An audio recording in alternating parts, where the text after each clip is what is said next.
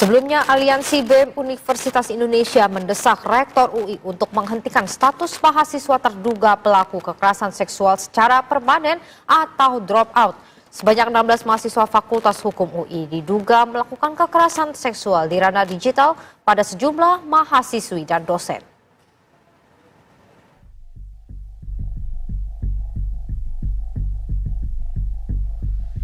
Kasus dugaan pelecehan seksual di ruang digital ini terungkap usai beredarnya tangkapan layar pesan-pesan di sebuah grup percakapan mahasiswa. Ironisnya, perbuatan ini dilakukan oleh 16 mahasiswa Fakultas Hukum Universitas Indonesia. Timothy Raja Guguk, kuasa hukum korban, mengatakan para korban mengakui sudah merasakan pelecehan seksual para pelaku sejak 2025. Sejauh ini, sudah 20 orang mahasiswi yang meminta pendampingan hukum. Para korban sudah mengetahui mereka dilecehkan dari tahun 2025. Jadi, saya rasa kita semua bisa bayangkan bagaimana rasanya mereka. Dari tahun 2025, setiap kali masuk ke kampus, setiap kali masuk kelas, mereka tahu kapanpun para pelaku itu bisa membicarakan mereka, melecehkan mereka di depan hadapan mereka sendiri, dengan sarana yang mereka bilang sebagai grup privat tersebut. Tapi di sini saya tegaskan, chat tersebut didapatkan dengan cara yang sah. Tidak ada tekanan, tidak ada pengancaman. Hal tersebut merupakan hasil dari upaya mereka selama lebih dari 1 tahun memperjuangkan kasus ini. Aliansi BEM Universitas Indonesia mendesak 5 tuntutan, salah satunya meminta Rektor UI menghentikan status mahasiswa terduga pelaku kekerasan seksual secara permanen. Mendesak Dewan Guru Besar Universitas Indonesia agar segera menggelar sidang etik untuk mengadili 16 pelaku kekerasan seksual secara transparan dan akuntabel. Mendesak Dewan Guru Besar Universitas Indonesia agar mengeluarkan rekomendasi resmi kepada Rektor UI untuk menghentikan status kemahasiswaan pelaku kekerasan seksual secara permanen atau drop out. Selain itu, Aliansi BEM UI akan mendampingi korban membuat laporan resmi ke Satuan Tugas Pencegahan dan Penanganan Kekerasan Seksual atau Satgas PPKS. Dari Depok, Jawa Barat, tim TV One mengabarkan.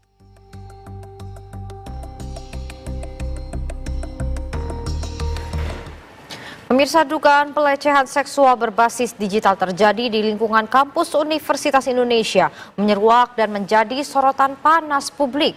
Kasus yang terjadi di lingkungan Fakultas Hukum ini viral di media sosial setelah beredar tangkapan layar percakapan yang mengandung konten tidak pantas.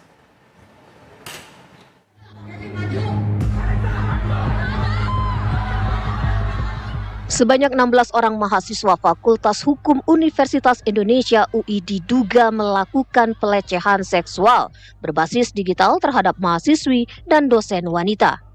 Kasus dugaan pelecehan ini viral di media sosial usai beredarnya tangkapan layar pesan-pesan di sebuah grup percakapan mahasiswa yang menunjukkan adanya percakapan mengarah pada pelecehan seksual verbal. Dalam percakapan tersebut diduga terdapat ucapan tidak pantas yang mengarah pada kekerasan seksual sehingga menuai kecaman warganet dan mahasiswa. Ironisnya, perbuatan ini dilakukan oleh mahasiswa Fakultas Hukum yang tengah mempelajari segala hal tentang hukum. Peristiwa ini membuat geram mahasiswa lainnya sehingga pada Senin malam hingga Selasa dini hari, para mahasiswa di lingkungan kampus Universitas Indonesia menggelar forum pertemuan untuk mendudukkan masalah dugaan pelecehan seksual verbal tersebut. Sejumlah terduga pelaku dihadirkan dan forum mahasiswa menuntut sanksi tegas atas peristiwa yang terjadi.